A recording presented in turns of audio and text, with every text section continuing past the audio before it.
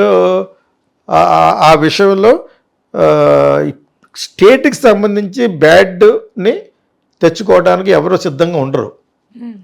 Chief minister ruling పార్టీలో ఉండరు, వాళ్ళు ఉండరు. అని చెప్పి చాలా డెలికేట్గా డీల్ చేస్తారు ఇది. అందులో ఇప్పుడు చంద్రబాబు నాయుడు సక్సెస్లో ఉన్నాడు కాబట్టి రియల్ పర్పస్ ఏదో ఉంటుంది. ఆ రియల్ పర్పస్ కలిసే విధం కలుస్తున్నా అని ప్రజలకు చెప్పారంటే అర్థం ఏంటి?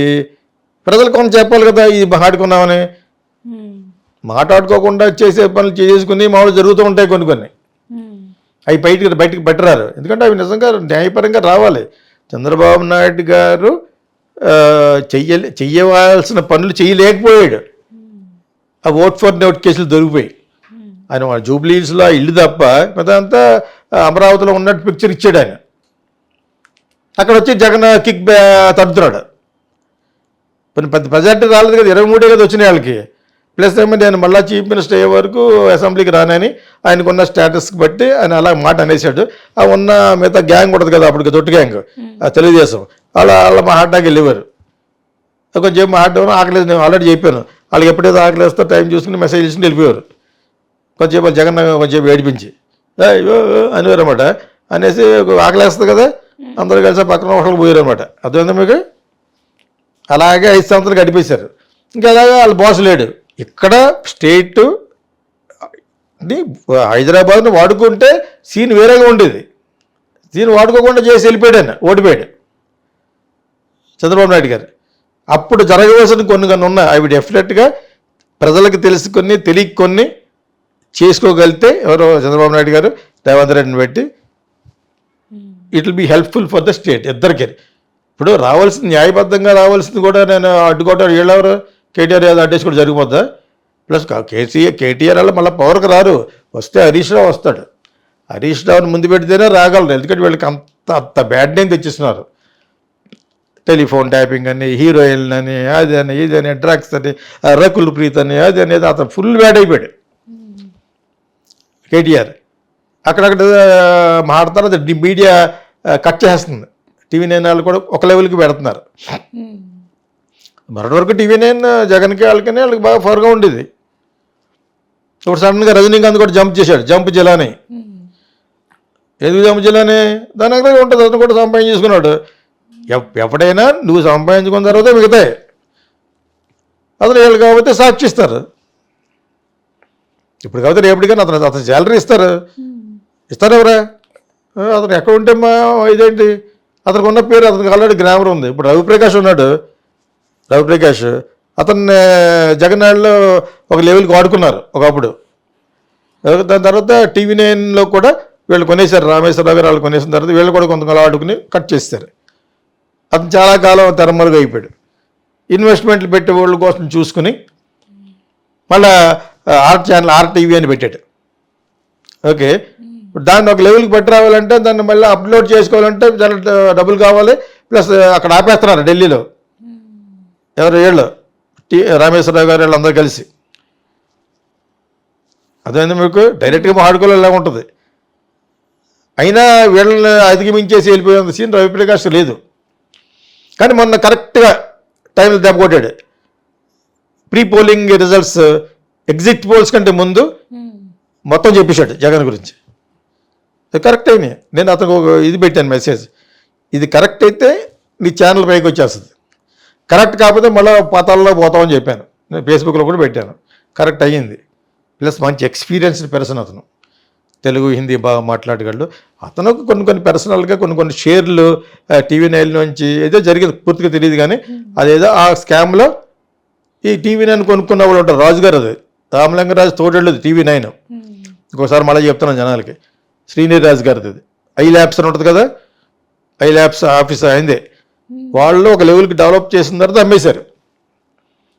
ఆయన వెరీ సక్సెస్ఫుల్ పర్సన్ శ్రీనిధి రాజు గారు. ఓకేనా, రామలింగరాజు గారు తోడేళ్ళు భీమవరం. సో వాళ్ళది ఎన్నిని TV9 అంతా అది వీళ్ళకి అమ్మేశారు. ఎందుకంటే గవర్నమెంట్ కూడా మారింది, వీళ్ళకి అవసరం ఉంటుందని చెప్పేసి దానికి రజనీకాంత్ హెడ్గా చేస్తూ జగన్ కూడా బాగా ఇవ్వడం వల్ల జగన్ మీడియాని బాగానే చూసేవాడు. ఎన్టీవీ వాళ్ళ నాన్నగారు హెల్ప్ చేశారు ఆయనకి, ఆయన చౌదరీసే. వైఎస్ రాజశేఖర రెడ్డి హెల్ప్ చేశాడు చౌదరి గారికి. అదేందా, అది కూడా చాలా కాలం వరకు నెంబర్ 1 కదా, ఈ రెండింటిని మేనేజ్ చేశాడు మనవాడు జగన్.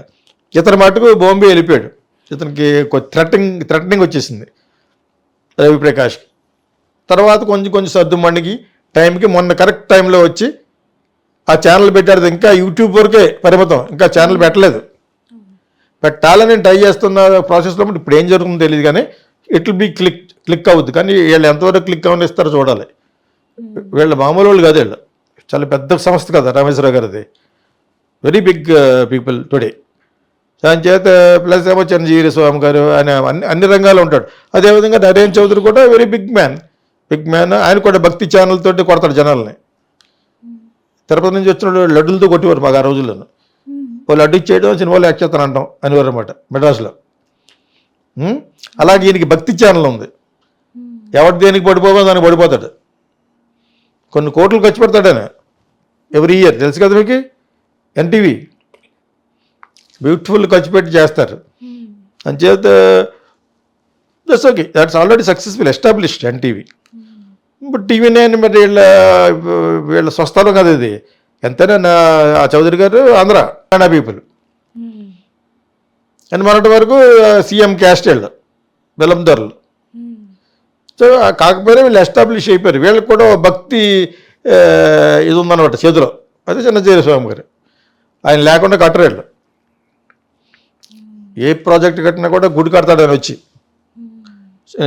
అంత నమ్మకం ఆయన అంటేనే. అదేప్పుడు సో ఈ టైంలో ఉంటారు ఒకటి పుట్టారు. రవిప్రకాష్ క్లిక్ అవుతాడు నా ఉద్దేశంలో. ఎందుకంటే మంచి జర్నలిస్ట్ అతను. దాని తర్వాత రజనీకాంత్ మంచి జర్నలిస్ట్. అతని మీద కూడా దుమ్మెత్తేస్తున్నారు. సంపాదించుకోండి మరి, నువ్వు అక్కడ సంపాదించుకున్నా, మీ అమ్మాయి ఎక్కడ చదువుతుంది, చదవలేక. ఇప్పుడు ప్రతి జర్నలిస్టు గాంధీలా నిస్వార్థపరుల. అతనికి ఫ్యామిలీ ఉంటుంది, భార్య ఉంటుంది, గోడ ఉంటుంది, ప్రాపర్టీలు కొనుక్కోలేరేట. ఇంకా 30 సంవత్సరాల నుంచి పని చేస్తూ ప్రాపర్టీలు కొనుక్కోరు. నిన్న మొన్న ఎవడో పెట్టాడు. ఎవరికంటే ఎవడన్నా బయటకు వెళ్ళిపోతే వాడి మీద దుమ్మెత్తేస్తూ ఉంటారు అనమాట. I don't think so. They have to develop అయి ఉంటారు. అతనంటే రవిప్రకాష్ వీళ్ళందరూ క్యాపబుల్ పర్సన్స్. బాగా ప్రూవ్ అయిన one of the best journalist in Telugu వస్తారు. ఇంకా చాలామంది ఉన్నారు నేషనల్ లెవెల్లో. ఏషియా నెట్ అని ఒకటి ఉంది కేరళలో, అందులో ఉన్న శశికుమార్ మీనన్ వీళ్ళంతా కూడా వాళ్ళు పెద్దవాళ్ళు అయిపోయారు వయసులోనూ. ఒక లెవెల్కి వెళ్ళిపోయిన తర్వాత ఆ ఛానల్ నమ్మేసేవారు. పూర్తిగా ఎందుకు మేనేజ్ చేయలేదంటే వాళ్ళకి చాలా బిజినెస్లు ఉన్నావు. రామేశ్వరరావు అంటాడు ఎంతకాలం తర్వాత కొన్నారు మై హోమ్ని. మొట్టమొదట ఈ ప్రాజెక్ట్ మై హోమ్ హబ్ అని ఉంటుంది ఇక్కడ. ఆ హబ్ని ఆపేసింది చంద్రబాబు నాయుడే. ఇక్కడ మళ్ళీ చంద్రబాబు నాయుడు సపోర్ట్ చేయరు వాళ్ళు. మీకు అదే మీకు దాన్ని రిలీజ్ చేసి గో హెడ్ అన్నది వైఎస్ రాజశేఖర రెడ్డి. అప్పటి వరకు మూస్తారు దాన్ని, కట్టడం లేకుండా ఆపిస్తారు మధ్యలో. మై హోమ్ హబ్ అంటే ఇక్కడే ఉంటుంది ఈ వెనకాల. డబ్బులు కట్టిన వాళ్ళు కూడా తిరిగి ఇస్తారు పాపం. వైఎస్ రాజశేఖర్ వచ్చిన తర్వాత దుమ్మ లేచిపోయింది మై హోమ్ రామేశ్వరరావు గారిది. ఇంకా అక్కడి నుంచి నో లుకింగ్ బ్యాక్. ఇటు ఎదుర్కొండా ఉంది మై హోమ్ హబ్, అబ్రా, ఇంకోటి ఏదో ఎక్కడికో వెళ్ళిపోయారు వాళ్ళు. అపన్నా బాగుండేది ఒకప్పుడు, అపన్నాన్ని క్రాస్ చేశారు రామేశ్వరరావు గారు. అదేప్పుడు టీవీ నేను వాళ్ళదే. ఇంకా మనకు తెలియని ఎన్నో ఉంటాయి బిజినెస్లు. They are too big today. So ఇక్కడ చంద్రబాబు నాయుడుకి ఇక్కడ రావాల్సిన యూనివర్సిటీ వాట్ ఎవర్ వీళ్ళు అద్దుకుంటేదే ఉంది. దానివల్ల ఇంత ఉపయోగం ఉంది అనుకుంటే దాని చరిత్రను దాన్ని ఎలాగ ప్రొజెక్ట్ చేసి జనాలకు చూపిస్తారనేది మెయిన్. ఇప్పుడు ప్రజలకి ఉపయోగపడేది యూనివర్సిటీ అంటే కదా. అటువంటి యూనివర్సిటీ వీళ్ళ ప్రాపర్టీ వాళ్ళ ప్రాపర్టీ అనేది ఒక లెవెల్కి పట్టుకొస్తారు. ఇప్పుడు ఎవరు కూడా కొని తెచ్చిపెట్టుకోరు. బ్యాడ్ నేమ్ రేవంత్ రెడ్డి కొని తెచ్చిపెట్టుకోడు, కేటీఆర్ కొని తెచ్చిపెట్టుకోడు. అంచేత కాకపోతే పార్టీల పరంగా అపోజిషన్ కాబట్టి వాళ్ళకి బ్యాడ్ నేమ్ రావాలి, ఇతను చూస్తాడు. నాకు గుడ్ నేమ్ రావాలని చూడడు, నీకు ఎలా బ్యాడ్ నేమ్ రావాలో చూస్తాడు అనమాట. ఒకప్పుడు దానికి చిన్న ఎగ్జాంపుల్ చెప్పేసి ఇది ముగిద్దాం. ఒక పెద్ద యూనియన్ మినిస్టర్ ఆయన ఒక పోలీస్ ఆఫీసర్గా ఉండి పెద్ద పోలీస్ ఐఏజీ లెవెల్కి వెళ్ళి అతనికి టెలికమ్యూనికేషన్కి ఇచ్చారు. అతను నా రిలేషనే. అతను దగ్గరికి ఆయన మినిస్టర్ అయిన 10 రోజులకి ఒకటి వెళ్ళాడు. 6 రోజుల్లో 25 లక్షలు అంటే ఇప్పుడు ఒక 2-5-6 కోట్ల కింద లెక్క. లేకపోతే 10 లక్షలు ఇచ్చాడు ఢిల్లీ వెళ్ళి. యూనియన్ మినిస్టర్ అయ్యాడు కాబట్టి ఆంధ్ర ఆయనే ఇచ్చిన కూడా ఆంధ్ర వాడే.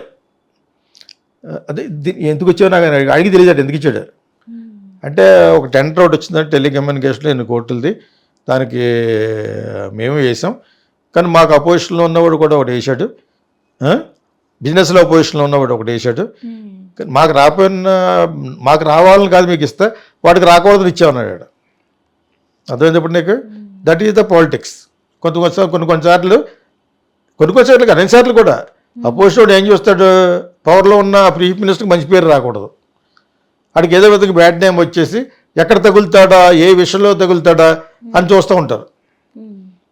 అంటే ఆ సందర్భంగా తీసుకుని పైకి వచ్చేయడానికి ప్రజలలో ఇమేజ్ ఇక్కడ మెయిన్. డబ్బులు ఎప్పుడో సంపాదించారు. ఈ పాటి రేవంత్ రెడ్డి కూడా సంపాదించుడు, వాళ్ళంత కాదు కానీ ఈయన కూడా లెవెల్ సంపాదించుకున్నాడు. ఓకే, అదేవిధంగా వాళ్ళు ఎప్పుడో సంపాదించారు, 1 or 2 10 years వాళ్ళు. So now what they will do, యూనివర్సిటీని అడ్డంగా పెట్టుకుని ఆయన ఏదో సంథింగ్ చేయకూడదని చేస్తారంటే వీళ్ళు అంటారు. దాన్ని ఏ విధంగా చేస్తారనేది మన ఫుల్ మెకానిజం తెలియదు కాబట్టి వీ కెనాట్ డిస్కస్ కంప్లీట్గా. డెఫినెట్గా అంటే అందరికీ ఉపయోగపడేది ఇట్స్ యూనివర్సిటీ, ఎడ్యుకేషనల్ ఇన్స్టిట్యూట్ కదా, దాని మీద రాజకీయం చేస్తారు, శవ రాజకీయం చేస్తారు. ఇప్పుడు మీకు అర్థమైనప్పుడు ఇదేంటే ఆంధ్ర యూనివర్సిటీలో సెకండ్ టైం మన వైస్ ఛాన్సలర్ ఇచ్చారు ఒక రెడ్డికి, ప్రసాద్ రెడ్డి అని. ఇతనే ఉండిపోతాడు పాప. అతనికి ఇప్పుడు అతను అక్కడ ఉన్న పొజిషన్ అంతా బయటకు వచ్చేస్తుంది. యాక్చువల్గా ఆయన బాగా చేశాడు అక్కడ ఆంధ్ర యూనివర్సిటీలో, ఈ he's done well. So again ఇచ్చాడు ఆయన అన్నపర్తి, అక్కడ మా ఊరు పక్కనే ఆయన ఇచ్చారు. మళ్ళీ ఇంకోసారి ఇచ్చారు నాకు. ఆయన మొన్నే పరిచయం, నేను అక్కడ ఒక వర్క్షాప్ చేసాం యాక్టింగ్ మీద, స్క్రీన్ ప్లే మీద. ఇక్కడ రవీంద్ర భారతిలో చేసాము, గీతాకృష్ణ ఫిల్మ్ స్కూల్ తరఫున. ఇక్కడ అయిపోయిన తర్వాత అక్కడ చేసాం. ఆయనే మాకు మంచి హెల్ప్ చేశారు. సో ఆయనకి మళ్ళీ సెకండ్ టైం రాకుండా ఆంధ్ర యూనివర్సిటీలు అన్ని పాలిటిక్సే, ఈ ఫార్వర్డ్ క్యాస్ట్ కమ్ ఇవి ఉంటాయన్నమాట, షెడ్యూల్ క్యాస్ట్ వాళ్ళకి పడదు. ఈయనకి చాలా పొజిషన్ వచ్చింది కానీ దాన్ని చాలా బాగా డెవలప్ చేశారట, ఎక్కడి నుంచో ఫండ్స్ని పట్టుకొచ్చి బాగా చేశాడు. జగన్ మళ్ళీ అతనికి ఇచ్చాడు. లోతుగా వాళ్ళకి ఏమున్నాయనేది తెలియదు కానీ ఆయనకి ఇచ్చారు. ఒక 6 months కూడా అవ్వలేదు, మళ్ళీ వైస్ ఛాన్సలర్గా ఆయనకి ఇచ్చారు సెకండ్ టైం. ఇప్పుడు అక్కడ ఆయనకి వీళ్ళు ఏదో ట్రబుల్ పెట్టా చూస్తారు.